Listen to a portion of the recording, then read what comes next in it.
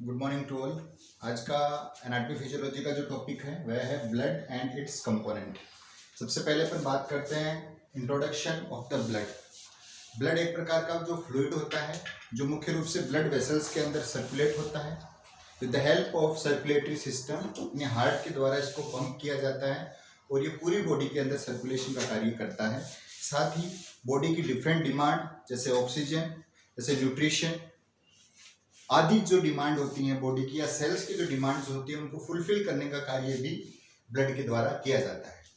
सबसे पहले अपन बात करते हैं ब्लड। तो ब्लड एक फ्लूइड है। जब अपन सबसे पहले यदि ब्लड को डिफ्रेंशिएट करना चाहें, उसको कंपोनेंट्स में सब डिवाइड करना चाहें, तो सबसे पहले ब्लड जो है उसको अपन विद हेल्प ऑफ सिरिंज एक प्रकार से इजेक्ट करके यदि एक परखनली में अपन डाल देते हैं और कुछ टाइम के बाद अपन देखते हैं तो ये कुछ कंडीशन आपको दिखाई देती है। कंडीशन में ब्लड सेपरेशन दिखता है आपको। ब्लड जो है वो सेपरेट हो जाता है दो पार्ट्स में, एक अपर पार्ट होता है, एक लोअर पार्ट होता है। अपर पार्ट जो रहता है वह मुख्य रूप से येलोइश कलर का आपको दिखाई देता है, जबकि लोअर जो सेक्शन है यह आपको डार्क रेडिश कलर का दिखाई देता है। डार्क रेडिश कलर का पार्ट जो टोटल ब्लड जो आपने टेस्ट ट्यूब में लिया है उसका 45% होता है, ये कहलाता है ब्लड सेल्स। यानी इस पार्ट में ब्लड सेल्स पाई जाती हैं।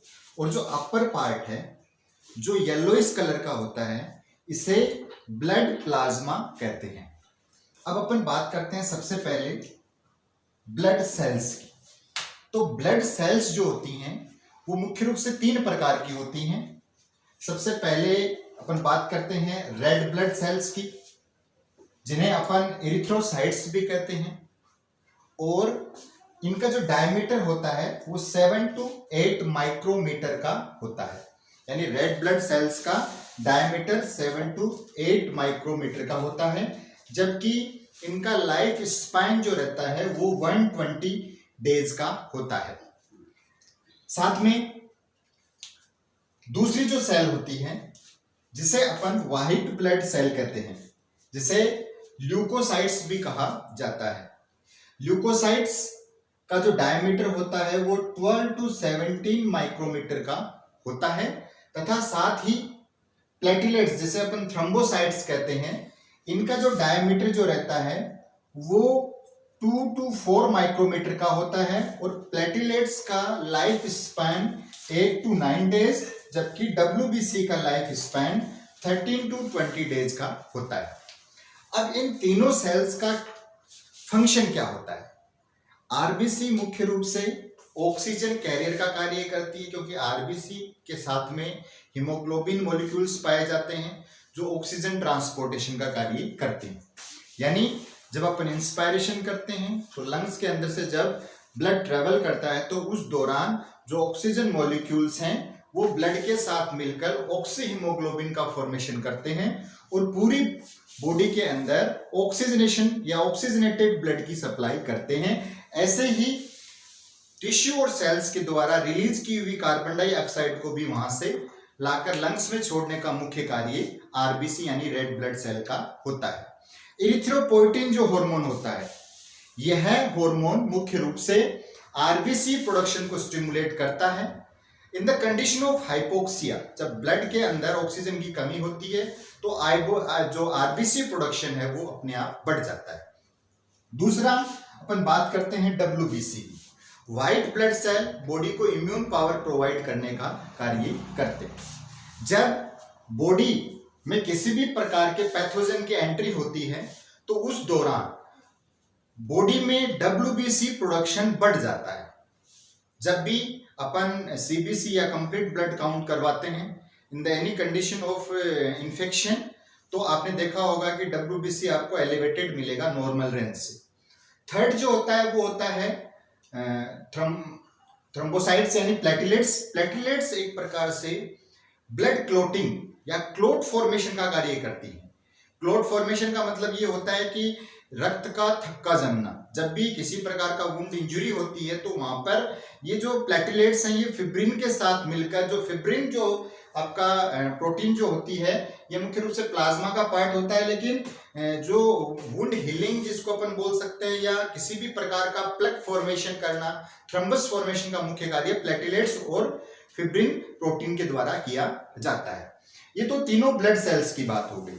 अब जनरली देखते हैं तो रेड ब्लड सेल्स थोड़ी सी वेट में हैवी होने के कारण उसका जो नीचे बेस एरिया होता है वहां पर आ जाती है, जबकि जो मिडिल जो इसका ये जो पोर्शन आपको दिखाई दे रहा है इसी पोर्शन में आपकी WBC और ये जो आपकी प्लेटलेट्स हैं ये यहाँ पर पाई जाती हैं। नॉर्मली WBC जो प्लाज्मा जो होता है उससे धीरे धीरे नीचे आते हुए प्लाज्मा के बेस के अंदर पर्टिकुलर सिचुएटेड हो जाती हैं, यानी वहां पर जाकर अरेंज हो जाती हैं।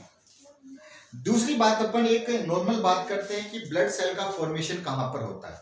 तो ब्लड सेल का जो फॉर्मेशन होता है सबसे पहले यॉर्क सैक, यानी जब first 3 month of gestational age के अंदर जो यॉर्क सैक जो रहता है वहां पर आरबीसी का प्रोडक्शन होता है या जो भी ब्लड सेल का प्रोडक्शन होता है।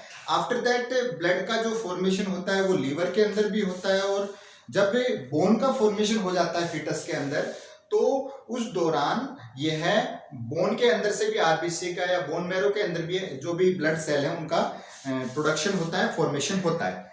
20 साल तक की एज तक, 20 साल तक इनका जो प्रोडक्शन होता है वो जनरली हर प्रकार की डिफरेंट जो बॉडी की जो बोन्स होती हैं उनके अंदर होता है, लेकिन 20 साल के बाद में जो रेड बोन मैरो है वो येलो बोन मैरो में कन्वर्ट हो जाता है, जिसके बाद ब्लड सेल का जो फॉर्मेशन होता है वो जो स्मॉल बोन्स होती हैं जैसे वर्टिब्रल कॉलम हो गया, स्टर्नम हो गया, और जो फ्लैट बोन होती हैं, रिब्स की बोन हो गई, इन सब के अंदर ब्लड सेल का फॉर्मेशन होता है। अब अपन बात करते हैं नॉर्मल जो काउंटिंग होता है ब्लड सेल्स का हीमोग्लोबिन का। तो सबसे पहले अपन अकॉर्डिंग टू मायो क्लिनिक के लिए अपन बात करें, क्योंकि इसमें आपको अलग अलग इसकी जो रेंज है वो मिल सकती है। तो मेरा जो एनालिसिस है वो अकॉर्डिंग टू मायो क्लिनिक है। तो मैं आपको बता दूं सबसे पहले हीमोग्लोबिन जो आरबीसी के साथ कंबाइन में रहता है तो नॉर्मल इसका जो रेंज होता है मेल 13.2 टू 16.6 ग्राम पर डीएल होता है। इसके साथ साथ में इन फीमेल 11.6 टू 15 ग्राम पर डीएल इन फीमेल्स एचबी पाया जाता है। अब अपन बात करते हैं आरबीसी की।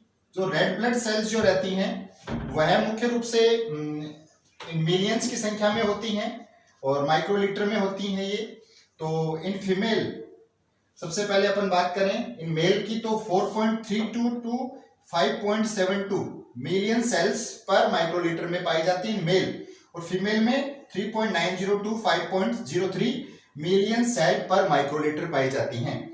अब अपन बात करते हैं व्हाइट ब्लड सेल्स की, यानी ल्यूकोसाइट्स की बात करते हैं। तो ल्यूकोसाइट्स 3400 टू 9600 सेल्स पर माइक्रोलीटर पाई जाती हैं। अब अपन बात करते हैं प्लेटलेट्स की। तो प्लेटलेट्स 1,35,000 टू 3,17,000 मिली माइक्रोलीटर पर माइक्रोलीटर पाई जाती हैं, तथा फीमेल्स के अंदर 1,57,000 टू 3,71,000 पर माइक्रोलीटर ये पाई जाती हैं। दूसरा जो सेक्शन होता है ब्लड का वह होता है ब्लड प्लाज्मा। अब ये जो ब्लड प्लाज्मा है इसके अंदर मुख्य रूप से वाटर कंटेंट के साथ साथ में डिफरेंट मॉलिक्यूल्स पाए जाते हैं। तो टोटल प्लाज्मा का 90% वाटर होता है। इसके साथ साथ में कुछ आयंस भी होते हैं जैसे कैटाइंस और एनाइंस पाए जाते हैं, प्रोटीन पाई जाती हैं। प्रोटीन जो रहती है वो इसके साथ में इसलिए रहती है क्योंकि वाटर जो भी प्रोटीन इसके साथ में एक प्रकार से सर्कुलेशन का कार्य करती है। न्यूट्रिशंस इसके अंदर पाए जाते हैं, वेस्ट इसके अंदर पाए जाते हैं, जो भी टॉक्सिन्स होते हैं वो इसके अंदर पाए जाते हैं, गैसेज में कार्बन डाइऑक्साइड, ऑक्सीजन ये सब इसमें पाई जाती है। तो टोटल जो आपका प्लाज्मा जो रहता है उसका 90% वाटर और रिमेनिंग जो है वो 10% होता है। रिमेनिंग पोर्शन इसका 10% होता है टोटल प्लाज्मा का। अब साथ में प्लाज्मा के अंदर डिफरेंट जो भी हॉर्मोन्स वगैरह हैं, जो भी एंजाइम्स इनका सर्कुलेशन भी होता है। साथ साथ में इसे ब्लड सीरम भी कहा जाता है क्योंकि इसमें जो भी डिफरेंट ब्लड क्लॉटिंग फैक्टर्स ये सब इसके अंदर पाए जाते हैं। तो ब्लड एंड इट्स कंपोनेंट्स के अंदर इतना ही था कि सबसे पहले ब्लड होता क्या है, इसका सर्कुलेशन कहाँ होता है, सेपरेशन के बाद में ब्लड कितने पार्ट्स में डिवाइड हो जाता है, अलग अलग अपन ने बता दिया, ये ब्लड सेल्स के बारे में बता दिया, ये प्लाज्मा के बारे में अपन ने इसमें बता दिया, देन नॉर्मल जो रेंज है वो भी अपन ने इसके अंदर बता दी। Thank you.